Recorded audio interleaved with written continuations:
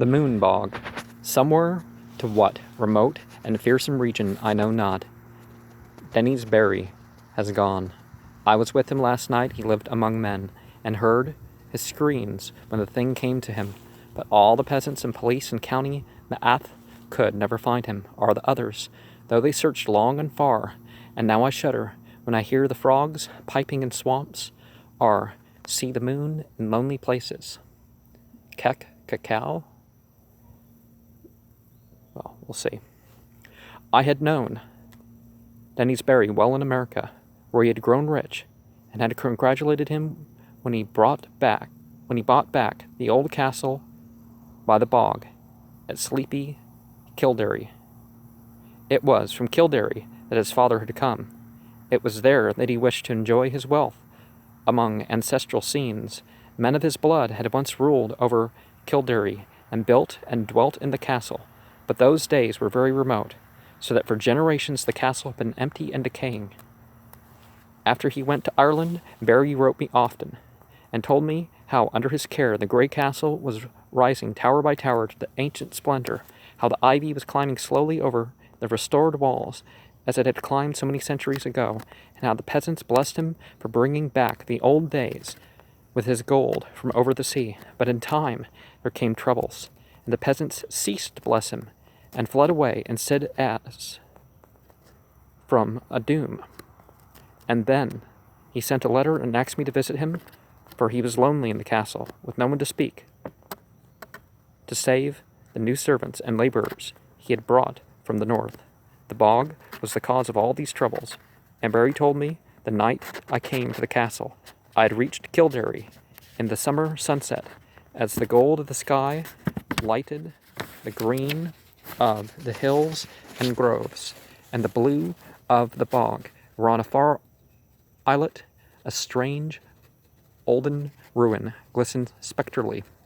That sunset was very beautiful, but the peasants at Ballylough had warned me against it, and said that Kildare had become accursed, so that I almost shuddered to see the high turrets of the castle gilded with fire. Barry's motor had met me at Ballylough station, for Kildare is off the railway.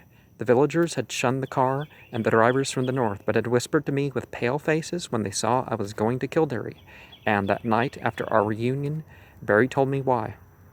The peasants had gone from Kildare because Denny's Barry was to drain the great bog. For all his love of Ireland, America had not left him untouched, but he hated the beautiful wasted space where peat might be cut and land opened up. The legends and superstitions of Kildare did not move him, and he laughed when the peasants first refused to help, and then cursed him when he went away to Ballylough with their few belongings, as they saw his determination. In their place, he sent for laborers from the north, and when the servants left, he replaced them likewise. It was lonely among strangers, so Barry had asked me to come.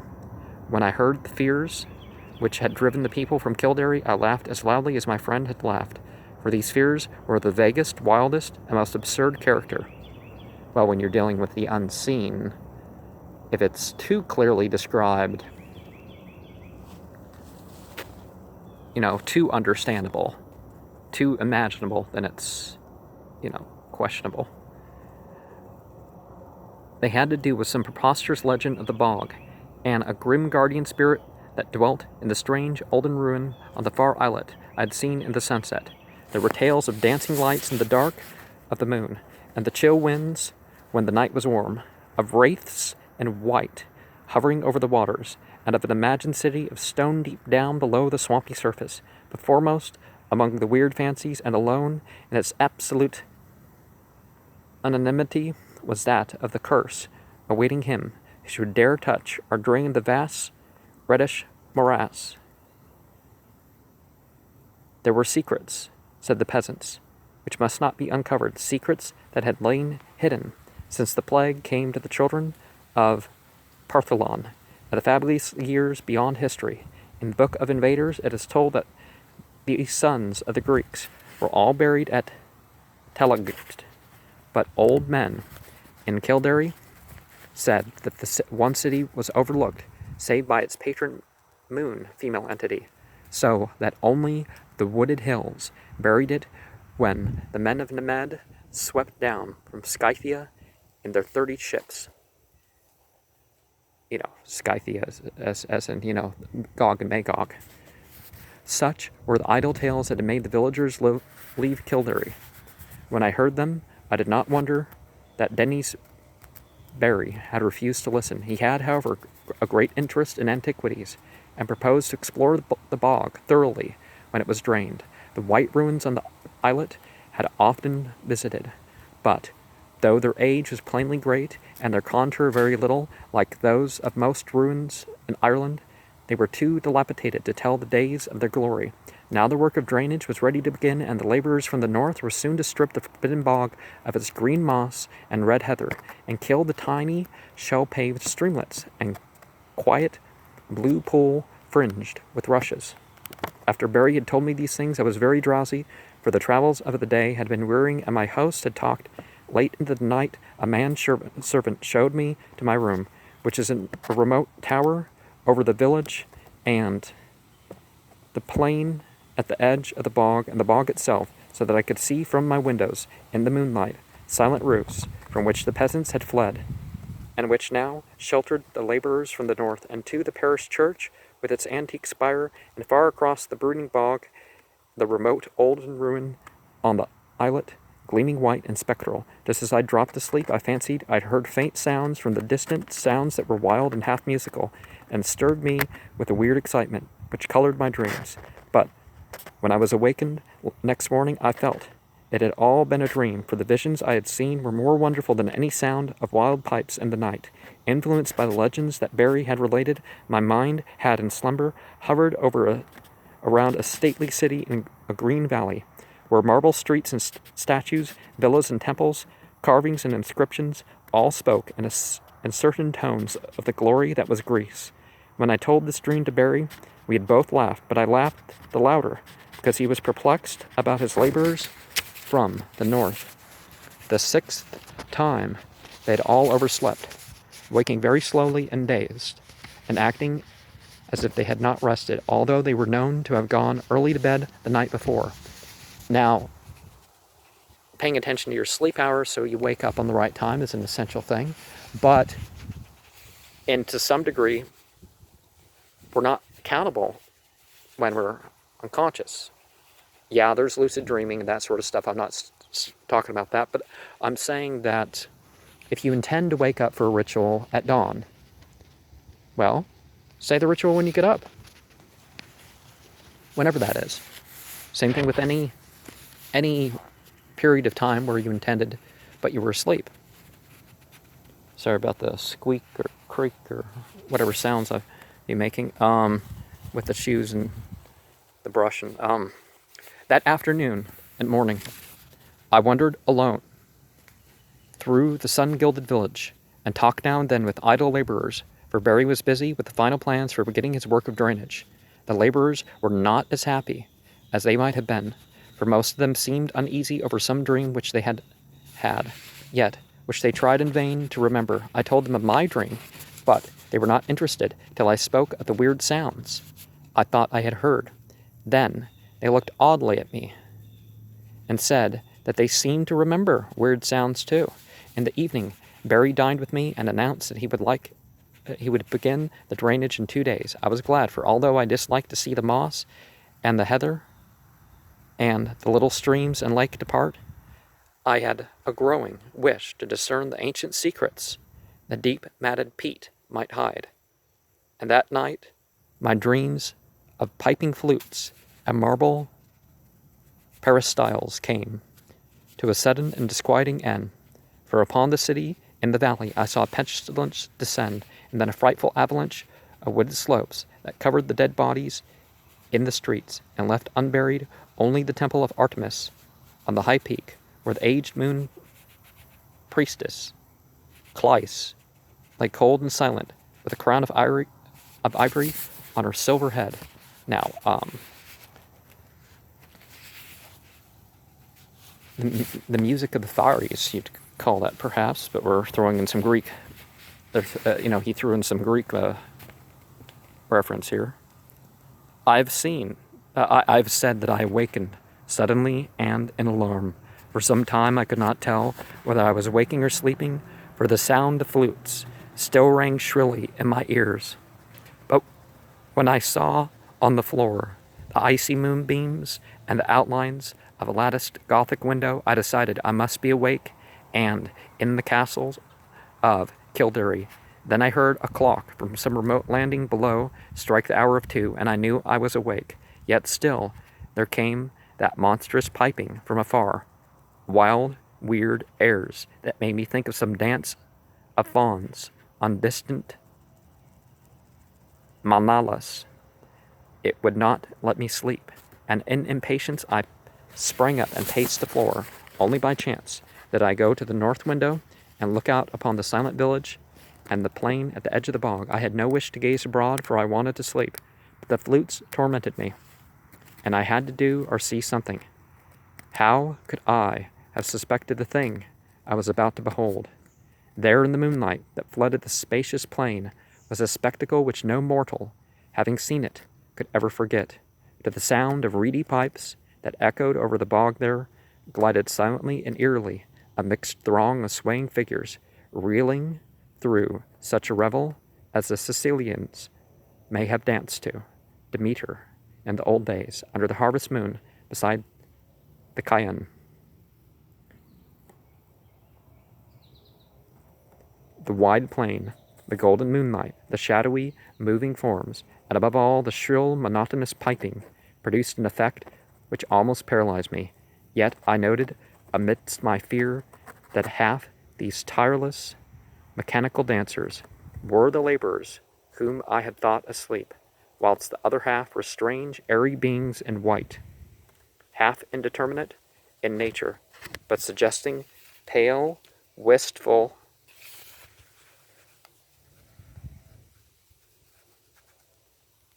naiads from the haunted fountains of the bog. I do not know how long I gazed into this sight from the lonely turret window before I dropped suddenly in a dreamless swoon, out of which the high sun of morning aroused me. My first impulse on awaking was to communicate all my fears and observations to Dennis Barry, but as I saw the sunlight glowing through the latticed east window, I became sure that there was no reality in what I had thought I had seen. I'm given to strange phantasms, yet I'm never weak enough to believe in them. So on this occasion, contented myself with questioning the laborers, who slept very late and recalled nothing of the previous night, save misty dreams of shrill sounds.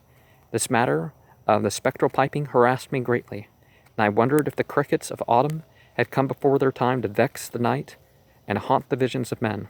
Later in the day, I watched Barry in the library poring over his plans for the great work which was to begin on the morrow, and for the first time felt a touch of the same kind of fear that I had driven the peasants away.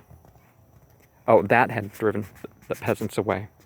For some unknown reason, I dreaded the thought of disturbing the ancient bog and its sunless secrets, and pictured terrible sights lying back under the measured depth of age-old peat.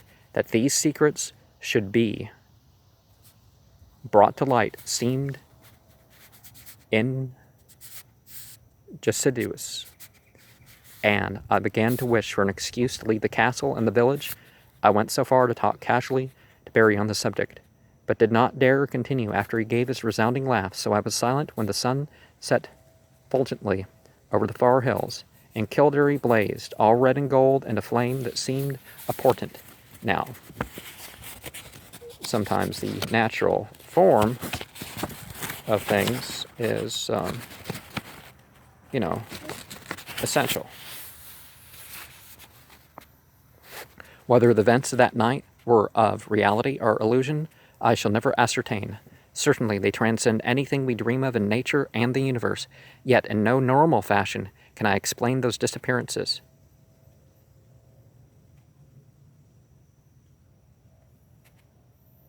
Which were known to all men after it was over. I retired early and full of dread, and for a long time could not sleep in the uncanny silence of the tower. It was very dark, for although the sky was clear, the moon was now in the wane. I would not rise till the small hours. I thought, as I lay there, of Denny's Berry, and of what would befall that bog when the day came, and found myself almost frantic with an impulse to rush out into the night, take Barry's car, and drive madly to Ballylough, out of the menaced lands. But before my fears could crystallize into action, I had fallen asleep and gazed in dreams upon the city in the valley, cold and dead, under a shroud of hideous shadow. Now, spirits aside, there's sometimes unknown risk of trying to change the environment in such ways. Did I say that the last comment? But probably it was the shrill piping that awakened me. Yet that piping was not what I had first noticed when I opened my eyes. I was lying with my back to the east window overlooking the bog where the waning moon would rise, and therefore expected to see light cast on the opposite wall before me. But I had not looked for such a sight as now appeared. Light indeed glowed on the panels ahead, but it was not any light that the moon gives, terrible and piercing with the shaft of ruddy effulgence that streamed through the Gothic window, and the whole chamber was brilliant with the splendor intense and unearthly. My immediate actions were peculiar for such a situation, but it is only in tales that a man does the dramatic and foreseen thing. Instead of looking out across the bog toward the source of the new light, I kept my eyes from the window in panic fear, and clumsily drew on my clothing with some dazed idea of escape. I remember seizing my revolver and hat, but before it was over I had lost them both without firing the one or donning the other. After a time, the fascination of the red radiance overcame my fright, and I crept to the east window and looked out whilst the maddening, incessant piping whined and reverberated through the castle and all over the village. Over the bog was a deluge of flaring light, scarlet and sinister, and pouring from the strange olden ruin on the far islet. The aspect of that ruin I cannot describe. I must have been mad, for it seemed to rise majestic and undecayed, splendid and column cinctured. The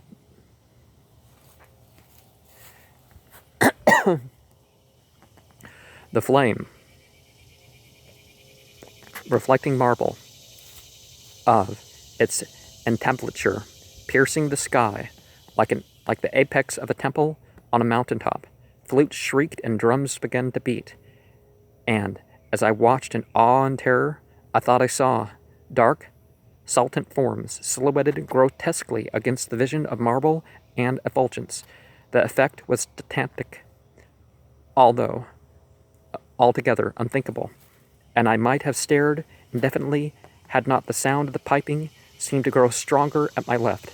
Trembling with a terror oddly mixed with ecstasy, I crossed the circular room to the north window, from which I could see the village and the plain at the edge of the bog. There my eyes dilated again with a wonder as great as if I had not just turned from a scene beyond the pale of nature, for on the ghastly, red, leaden plain was moving a procession of beings in such a manner as none ever saw before, save in nightmares. Half gliding, half floating in the air, the white-clad bog wraiths were slowly retreating toward the still waters and the island ruin in fantastic formations, suggesting some ancient and solemn ceremonial dance, their waving translucent arms, guided by the detestable piping of those unseen flutes, beckoned an uncanny rhythm to a throng of lurching laborers who followed dog-like with blood, brainless, floundering steps, as if dragged by a clumsy but resistless demon will, as the naiads neared the bog. Without altering their course, a new line of stumbling stragglers zigzagged drunkenly out of the castle. From some door far below my window, groped sightlessly across the courtyard, and through the intervening bit of village, and joined the floundering column of laborers on the plain. Now, if you have a vision like this, the shapes that they and movements can unveil messages. Despite their distance below me, I at once knew they were the servants brought from the north, for I recognized the ugly and unwieldy form of the cook, whose very absurdness had now become unutterably tragic. Now, by shapes, I mean, the shapes that they formed in the dancing and their postures, that sort of thing. The flutes piped horribly, and again I heard the beating of the drums from the direction of the island ruin. Then suddenly and gracefully the naiads reached the water and melted one by one into the ancient bog, while the line of followers, never checking their speed, splashed awkwardly after them and vanished amidst a tiny vortex of unwholesome bubbles which I could barely see in the scarlet light. And as the last pathetic straggler, the fat cook, sank heavily out of sight in that sullen pool, the flutes and drums grew silent, and the blinding red rays from the ruins snapped instantaneously out, leaving the village of doom lone and desolate in the wan beams of a new risen moon. My condition was now one of indescribable chaos. Not knowing whether I was mad or sane, sleeping or waking, I was saved only by a merciful numbness. I believe I did ridiculous things, such as offering prayers to Artemis, Latona, Demeter, Persephone, and Pluton. All that I recalled of a classic youth came to my lips. As the horrors of the situation roused my deepest superstitions, I felt that I had witnessed the death of a whole village, and I knew I was alone in the castle with Dennis Barry, whose boldness had brought down a doom. As I thought of him, new terrors convulsed me, and I fell to the floor, not fainting, but physically helpless. Then I felt the icy blast from the east window, where the moon had risen, and began to hear the shrieks in the castle far below me. Soon those shrieks had attained a magnitude and quality which cannot be written off, and which makes me faint as I think of them. All I can say is that they came from something I had known as a friend. At some time during this shocking period, the cold wind and the screaming must have roused me, for my next impression is of racing madly through inky rooms and corridors, and out across the courtyard into the hideous night. They found me at dawn, wandering, mindless, near Ballylough. But what unhinged me utterly was not any of the horrors I had seen or heard before. What I had muttered about as I came slowly out of the shadows was a pair of fantastic incidents which occurred in my flight, incidents of no significance, yet which haunt me unceasingly when I am alone in certain marshy places or in the moonlight. Now, when you do have a mystical experience, sometimes you can't let it pass because there was a detail that there was something you should have done something about. Or perhaps you should have not done something about, or not done what you did about it, As I fled from that accursed castle along the bog's edge, I heard a new sound, common, yet unlike I had heard before at Kildare. The stagnant waters, lately quite devoid of animal life, now teemed with a horde of slimy, enormous frogs, which piped shrilly and incessantly, in tones strangely out of keeping with their size. They glistened, bloated, and green in the moonbeams, and seemed to gaze up at the fount of light. I followed the gaze of one very fat and ugly frog, and saw the second of the things which drove my senses away, stretching directly from the strange olden ruin on the far islet to the waning moon. My eyes seemed to trace a beam of faint, quivering radiance, having no reflection in the waters of the bog, and upward along that pallid path my fervid fancy pictured a thin shadow slowly writhing, a vague, contorted shadow, struggling as if drawn by unseen demons. Crazed as I was, I saw in that awful shadow a monstrous resemblance, a nauseous, unbelievable caricature, a blasphemous effigy of him who had been Dennis Barry.